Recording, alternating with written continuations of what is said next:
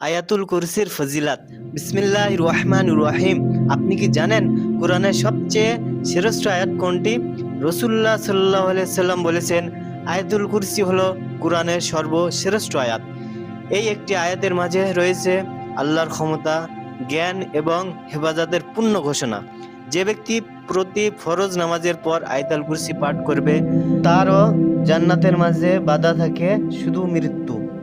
আর যখন আপনি ঘুমানোর আগে আয়াতুল কুরসি পড়েন, তখন আল্লাহ একজন ফেরেশতাকে নিযুক্ত করেন, যিনি সারা রাত আপনাকে রক্ষা করেন।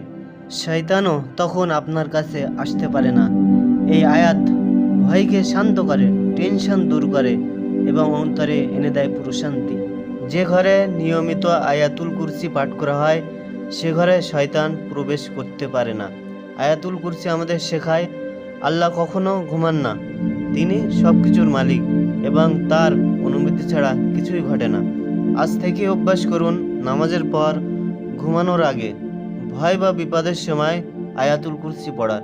আল্লাহ আমাদের সবাইকে আয়াতুল কুরসির আমলকারী বানান। আমিন।